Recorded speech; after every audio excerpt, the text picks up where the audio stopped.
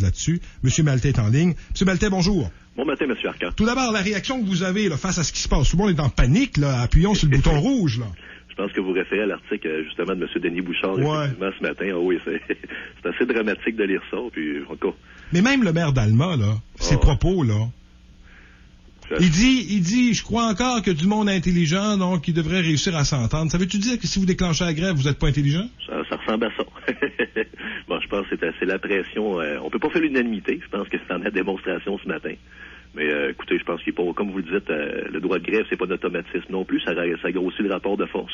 Puis je pense que ça va nous être très utile, justement, à être crédible par rapport à l'employeur, qui toujours, selon son hypothèse, le syndicat, c'est 30 personnes, puis les autres, c'est des suiveux. Donc, je pense qu'ils voulaient nous tester. Fait que son sondage est fait, là, mais non, on est encore loin d'un conflit de travail, là.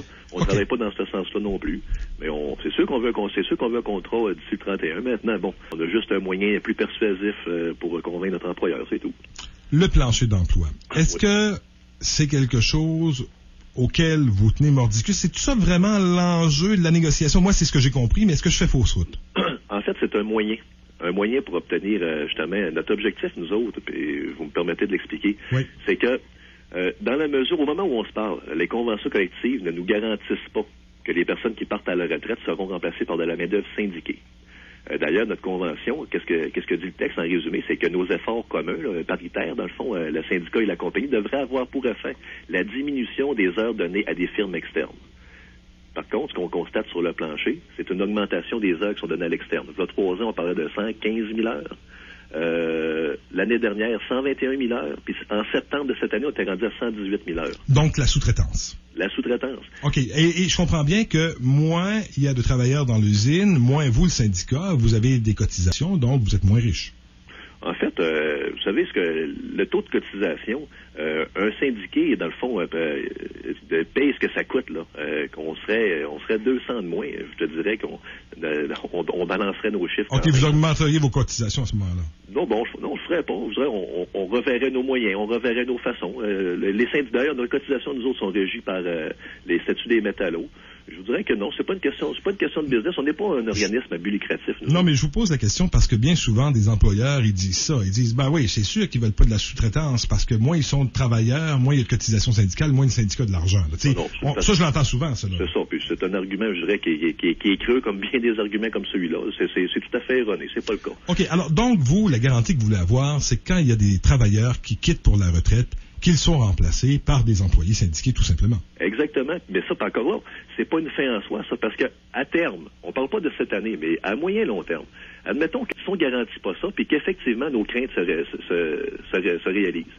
On se ramasse, mettons, dans 5, 6, 10 ans, avec 200-300 sous-traitants dans l'usine. Nous autres, on est sur une ligne de piquetage en grève ou en lock-out. Quel va être notre réel pouvoir de négociation? Ben, il va être nul. 0. Donc, maintenant, on n'a pas de demande au niveau salarial, au niveau des fonds de pension, on le répète, mais on peut en venir là un jour, dans la mesure où l'usine opère quand même, on n'est plus là, on est carrément sorti de la carte. Donc, toutes les gains qu'on a obtenus, les bonnes qualités d'emploi que l'on a, tout ça va être jeté aux orties. On va parler de... Donc, la sous-traitance, pour vous, c'est une menace dans la mesure où ça affaiblit votre rapport de force par rapport à l'employeur, parce que la journée où il y aura trop de sous-traitance, vous deviendrez un peu minoritaire, puis dans le fond, il serait capable de faire fonctionner l'usine sans les travailleurs. C'est exactement ça. C'est notre réel pouvoir de négociation qui va être débalancé. Et ça, là, quand vous dites ça à l'employeur, là, ils vous disent quoi? Ben, essentiellement, c'est ce qu'ils visent. Fait qu'on y apprend rien, là. L'employeur, dans le fond, puis il y en a pas, je pense pas qu'il y en ait de facto contre les syndicats. C'est contre la masse salariale qu'il y en a. L'employeur, Rio Tinto, c'est comme la plupart des compagnies, le seul objectif, c'est le retour aux propriétaires, le retour aux actionnaires. Oh, oui.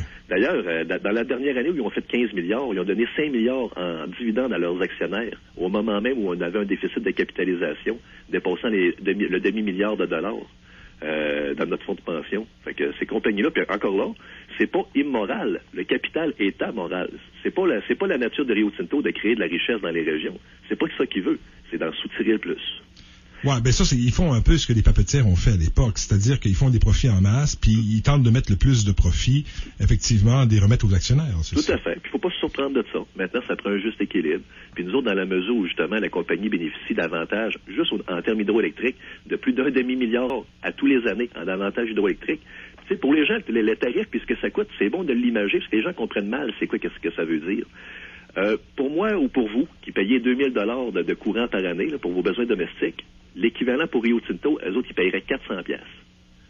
Fait que c'est ça l'avantage qu'ils ont. Fait que donc, imaginez une usine comme la nôtre ici à Alma, là, qui consomme en termes d'énergie, là, l'équivalent d'une ville de 200 000 personnes au mois de janvier avec la consommation en chauffage. Imaginez, juste pour l'usine d'Alma, que représente cet avantage-là. Oui, mais en contrepartie, l'entreprise, elle a dit, ben moi, là, si je produis de l'aluminium ailleurs dans le monde, la main-d'œuvre coûte pas mal moins cher, donc ça semble s'équivaloir. Oui, exactement. Donc, c'est ça. L'actionnaire, lui, ce qu'il regarde, les dirigeants, qu'est-ce qu'ils regardent? C'est les profits en bas, là. C'est ce qu'on appelle le bottom line, exactement. Ouais. C'est quoi le coût de revient? Puis, à cet égard-là, le projet Alma 2 est bien la preuve qu'ils font de l'argent ici. C'est encore sur la tablette de dessin. Donc, mais plancher d'emploi, ça, puis il faut l'expliquer. Le monde voit ça comme une grosse bébite inflexible, que tu peux pas rien faire, que tu es limité, que tu peux pas bouger. Nous autres, qu'est-ce qu'on demande? C'est que les postes qu'on a aujourd'hui, dans le fond, là, on demande une règle de 3. Au moment où on se parle, on produit 434 000 tonnes. Pour un nombre X d'employés. Nous autres, qu'est-ce qu'on dit? C'est dans l'éventualité où tu diminuerais, il y aurait une diminution de l'offre. Ben, tu diminueras d'autant avec la règle de 3 ton nombre d'employés. Tu restes flexible. On dit aussi que pour la durée du prochain contrat de travail, là, si tes efforts d'amélioration en termes technologiques ou organisationnels portent fruit et tu réussis à grossir ton tonnage, on ne te contraint même pas à augmenter ton nombre d'employés. C'est pas pire, ça? Oui, c'est bon. On dit aussi que si tu fais Alma 2, ben là, on fait la même règle de 3. Puis là, bon, comme de fait, ce qu'on te demande, c'est de grossir ton nombre d'employés. Je vois rien là-dedans qui est une entrave à la compétitivité puis au droit de gérance. Combien vous êtes actuellement, travailleurs? Au moment où on se parle, on est tout près, on n'est pas tout à fait 800 encore. OK. Dans les 4 faut je précise, dans les 4 accréditations. OK. En fonction du nombre de tonnes qu'on produit à l'usine d'Alma, bon an, mal an, 800 travailleurs, quand vous comparez ça aux autres usines, vous êtes plus nombreux que dans les autres usines? Ben non, d'ailleurs, c'est un des avantages des nouvelles technologies aussi, puis de la recherche. C'est sûr que si on parle au début, en 1980, il y avait plus de 10 000 employés dans l'aluminium dans la région. Ouais. C'est plus le cas aujourd'hui. Là, on a... si on parle des investissements qui sont à peu près maintenant rendus à 3 milliards de dollars à l'usine d'Alma, 800 travailleurs, le ratio d'investissement par rapport à l'emploi est plus ce qu'il était, là. Donc, c'est sûr que les technologies qui sont moins récentes que les nôtres, on parle entre autres, des installations de Shawinigan, Beauharnois, c'est sûr que c'est pas compétitif. Non, ça c'est dépassé, oui, exactement. Exactement. OK, mais pour une usine moderne, là, est-ce que ça se compare, le nombre d'emplois?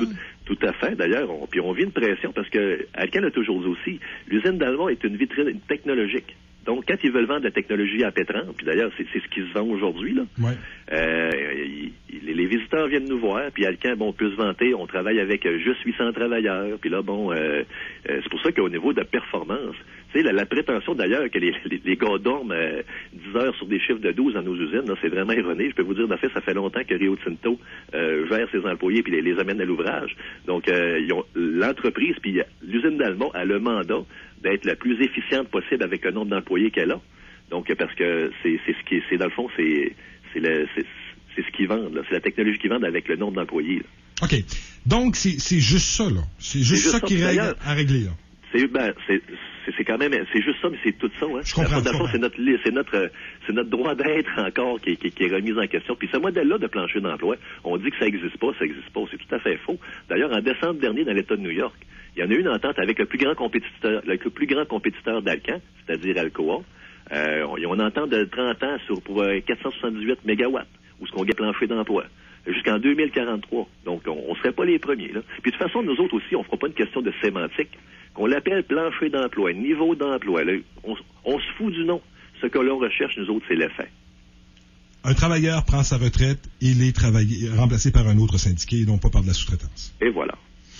Ouais, je pense que c'est le gros bon sens qui parle. Moi, je comprends pas l'entreprise de pas régler là-dessus. Écoutez, moi, je peux comprendre. Son mandat, c'est de diminuer la masse salariale.